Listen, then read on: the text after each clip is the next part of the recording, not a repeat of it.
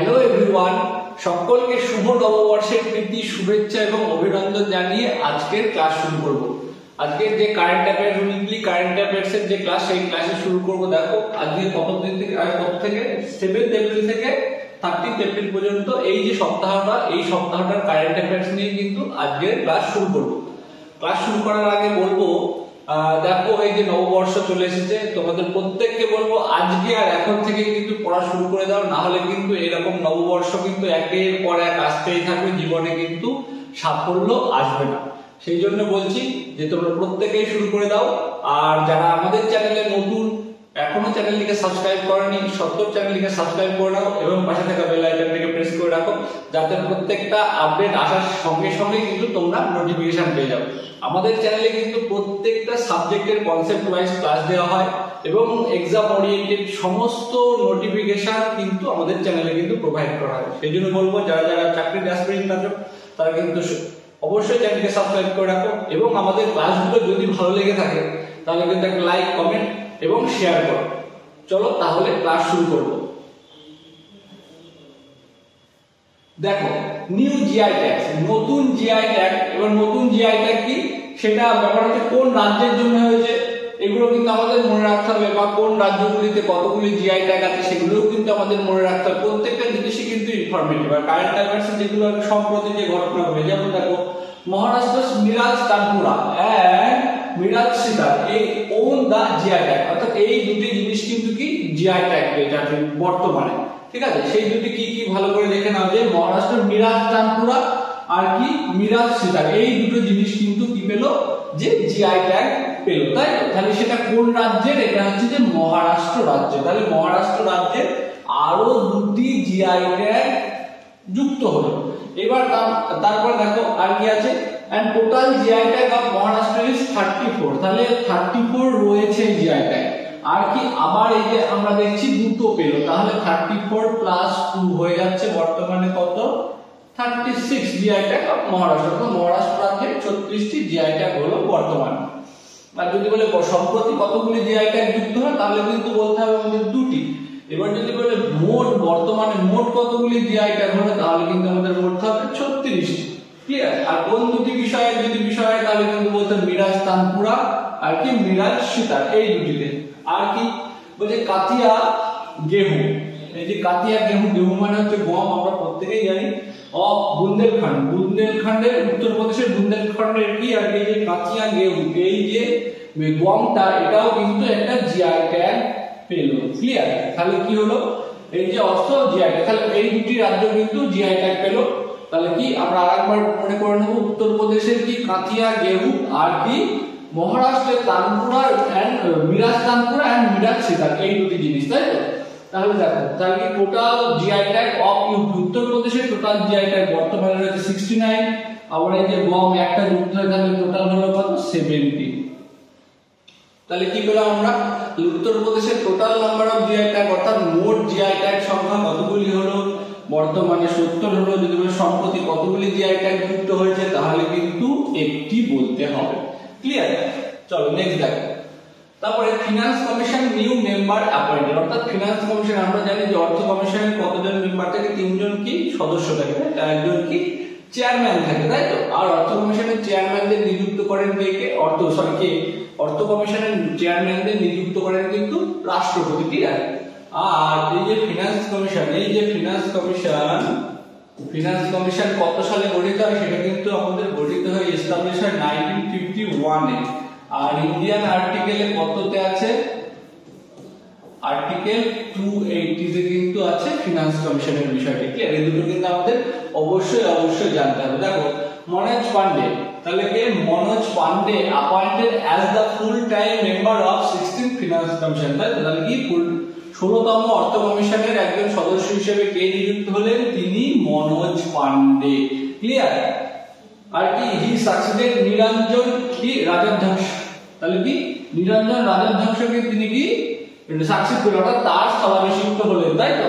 তারপরে দেখো another 2 member of FCI, FCI মানে কিন্তু এখানে কি, এফসিআই মানে হচ্ছে ফিনান্স কমিশন অফ ইন্ডিয়া কিন্তু। ঠিক আছে, গুলিয়ে ফেললে হবে না, আবার ফুড কর্পোরেশন অফ ইন্ডিয়া ভাবলে হবে না কিন্তু। ঠিক আছে, কি তাহলে আর দুজন বলছে অ্যানাদার টু মেম্বার, আমি বললাম যে তিনজন সদস্য, এই তিনজন সদস্যের যে একজন হচ্ছে কে মনোজ পান্ডে, একজন হচ্ছে আর একজন কি অজয় নারায়ণ ঝা, ইনি একজন হলেন, তাহলে ইনি হচ্ছে কত 2 নম্বর হলেন।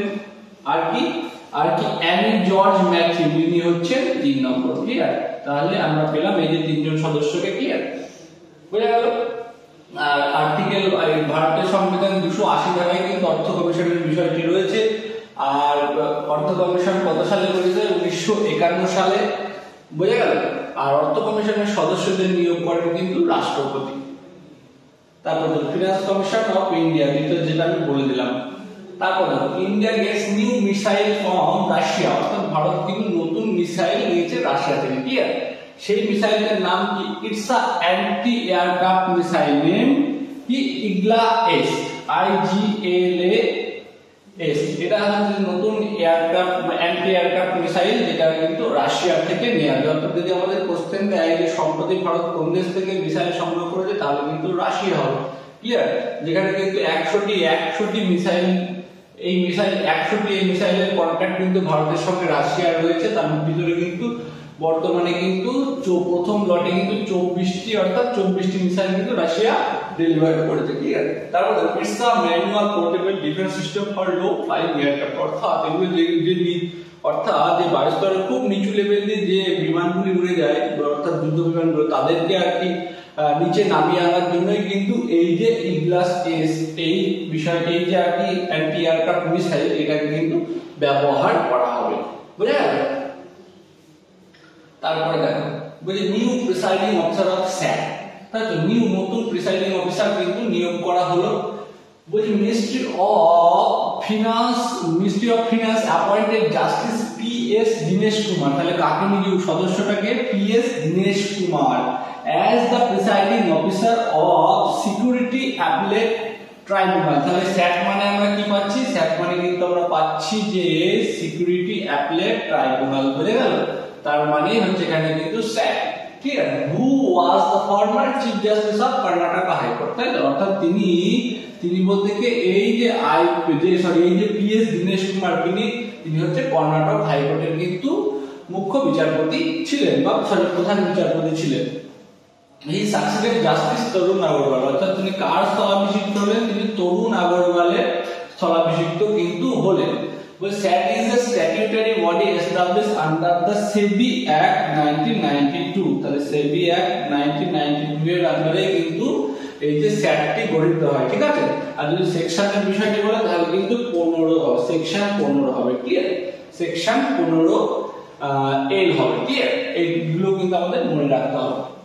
তারপরে দেখো ওয়ার্ল্ড হোমিওপ্যাথি ডে। ঠিক আছে?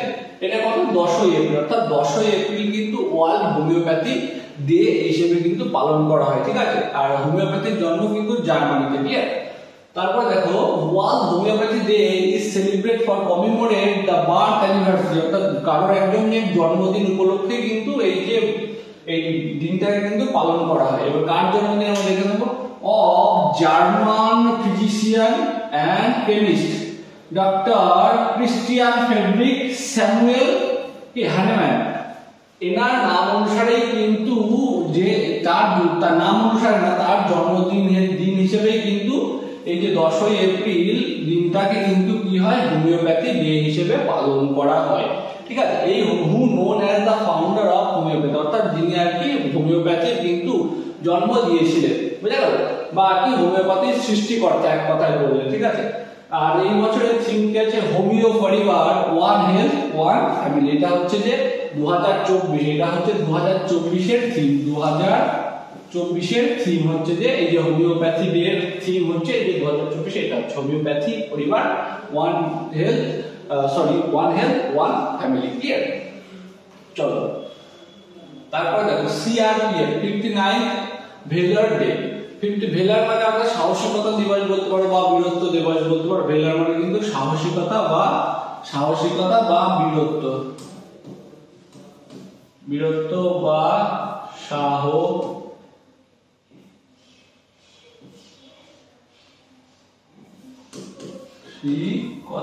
ঠিক আছে?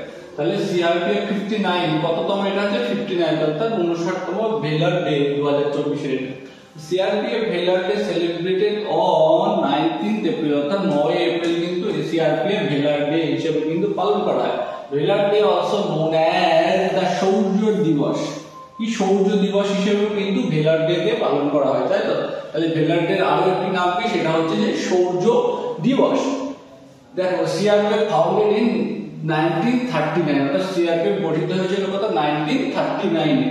আর CRPF is the largest central arm force in India, অর্থাৎ সেন্ট্রাল অর্থাৎ কেন্দ্রীয় যে সশস্ত্র বাহিনীর মধ্যে একটা লার্জেস্ট বাহিনী, ঠিক আছে? সবচেয়ে বৃহৎ বাহিনী হচ্ছে কিন্তু কি সিআরপিএফ সেন্ট্রাল, এটা কিন্তু সিআরপিএফ মানে হচ্ছে সেন্ট্রাল রিজার্ভ পুলিশ ফোর্স, বুঝা গেল? তাহলে আমরা কি পাচ্ছি যে কিন্তু সিআরপিএফ মানে লার্জেস্ট সেন্ট্রাল আর্ম ফোর্সের মধ্যে সবচেয়ে লার্জেস্ট কি, তাহলে কিন্তু আমাদের বলতে হবে সিআরপিএফ, ক্লিয়ার? আর এটা কততম ভেলার ডে ছিল, এটা কিন্তু 59তম ভেলার ডে ছিল। আর এই ভেলার ডে কেন পালন করা হয় যে 1965 যে রান অফ কচ্ছ, যে গুজরাটের কচ্ছখানে যেখানে আর কি যে সর্দার পোস্ট বলে একটি জায়গা, সেখানে আর কি যে এই যে সিআরপিএফ জওয়ানদের বীরত্বের কাহিনী, যার যে 1965 সালে ভারত পাক যুদ্ধের সময় যে তাদের যে বীরত্বের কারণেই কিন্তু এই যে ভেলার ডেটা পালন করা হয়, ঠিক আছে? সেটা এই বছর 2024 কততম পালন করা হলো, 59, ক্লিয়ার? তারপর সেন্ট্রাল কোলফিল্ড, এর ভিতরে কিছু নেই, central coalfield limited unveil new logo, অর্থাৎ নতুন একটা লোগো আর কি সেন্ট্রাল কোলফিল্ড লিমিটেড আর কি প্রকাশ করেছে, এই হচ্ছে ব্যাপার। তারপর খুব গুরুত্বপূর্ণ জায়গা মমতাজি সাগর, অর্থাৎ মমতা সাগর রিনাউন্ড ইন্ডিয়ান পোয়েট, ঠিক আছে? একদম খুবই বিখ্যাত ভারতীয় কবি, তাই তো? খুব বিখ্যাত ভারতীয় কবি। তিনি কিন্তু জেনারেলি কি কন্নড় ভাষায় কিন্তু লেখা শুরু করেন, ঠিক আছে? তিনি নারীবাদের উপরে খুব গুরুত্বপূর্ণ বিষয় লেখেন, এবং তারপর তিনি ইন্টারন্যাশনাল স্প্যানিশ ভাষায়, ইংলিশ ভাষায়ও কিন্তু তিনি অনেক গুরুত্বপূর্ণ বিষয় কিন্তু লেখালেখি করেছিলেন, যার কারণে কিন্তু poet awarded with the world literary prize, খুব গুরুত্বপূর্ণ ওয়ার্ল্ড লিটারারি প্রাইজ, ঠিক আছে? This award presented by the অর্থাৎ কি ওয়ার্ল্ড অর্গানাইজেশন অফ রাইটার্স, ঠিক আছে? এই অ্যাওয়ার্ডটা কোথা থেকে দেওয়া হয়? ওয়ার্ল্ড অর্গানাইজেশন অফ রাইটার্সদের তরফ থেকে দেওয়া হয়, যিনি কিন্তু ভারতীয় কবি। আর তিনি প্রথমে কিন্তু কন্নড় ভাষায় লেখা শুরু করেন, শুরু করেছিলেন। তারপর দেখো কিছু ওয়ানলাইনার আছে, ওয়ানলাইনার গুলো কিন্তু খুব গুরুত্বপূর্ণ। সেগুলো হচ্ছে দেখো জওহরলাল নেহরু ইউনিভার্সিটি বা জেএনইউ, ঠিক আছে? এটা কিন্তু কি হচ্ছে university rank as the India's top university by the কি কোয়াকরিল সাইমন্স রিপোর্ট, অর্থাৎ এদের রিপোর্ট দ্বারা কিন্তু জওহরলাল নেহরু ইউনিভার্সিটি কি টপ সর্বশীর্ষ র্যাঙ্ক করেছে, ঠিক আছে? একাডেমিক দিক থেকে, পঠন পাঠনের দিক থেকে, সমস্ত এক্সামিন মানে পড়াশোনার দিক থেকে কিন্তু জওহরলাল নেহরু কিন্তু কি সবার শীর্ষে রয়েছে ভারতের ভিতরে। কি চন্দ্রযান 3 টিম, ঠিক আছে? চন্দ্রযান 3 যে টিমটা রয়েছে সেই টিমকে awarded with John L Jack সুইগার ফর দ্য মিশন চন্দ্রযান 3, অর্থাৎ চন্দ্রযান 3 মিশনটা যে করা হলো ভারতের পক্ষ থেকে, সেই চন্দ্রযান 3 মিশনের যে টিম, সেই টিমকে কিন্তু কোন অ্যাওয়ার্ড দেওয়া হচ্ছে? সেই টিমকে দেওয়া হচ্ছে জন এল জ্যাক সুইগার, ঠিক আছে? যিনি একজন নাসা সায়েন্টিস্ট ছিলেন, তার নাম অনুসারে কিন্তু এই অ্যাওয়ার্ডটা দেওয়া হয়। সেই অ্যাওয়ার্ডটা কিন্তু চন্দ্রযান 3 টিমকে কিন্তু দেওয়া হবে। আর কি অবন্তিকা Vandanapu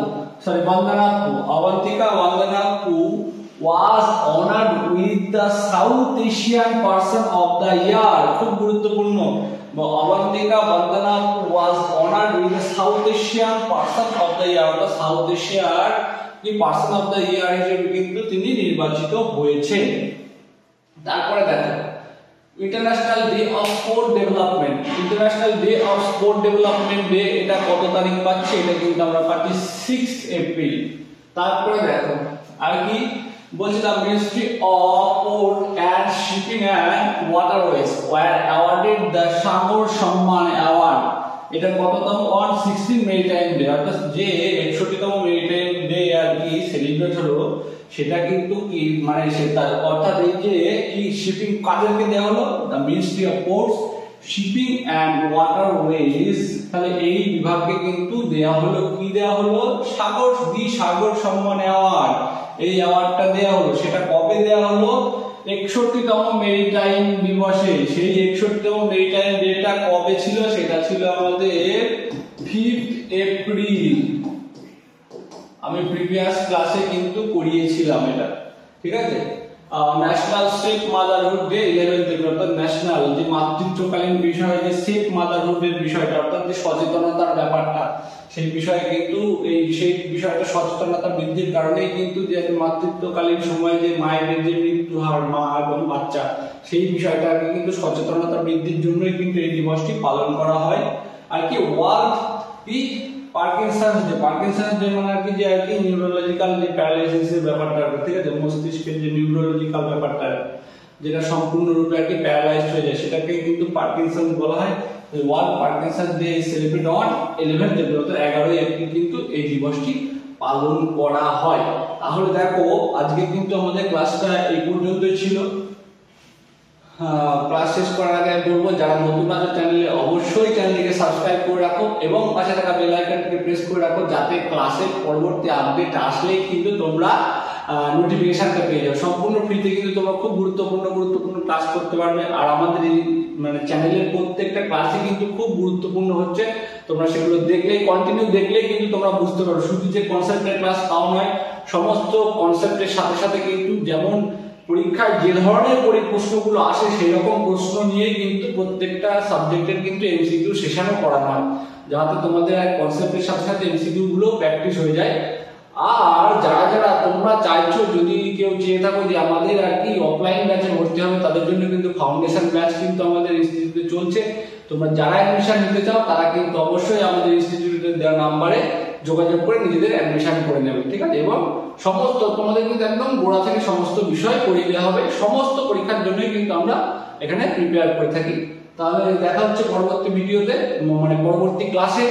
ততক্ষণ তোমাদের প্রত্যেককে ধন্যবাদ জানাচ্ছি। আবার সবাইকে শুভ নববর্ষের প্রীতি শুভেচ্ছা এবং অভিনন্দন জানিয়ে আজকের ভিডিও শেষ করছি। Thank you for watching.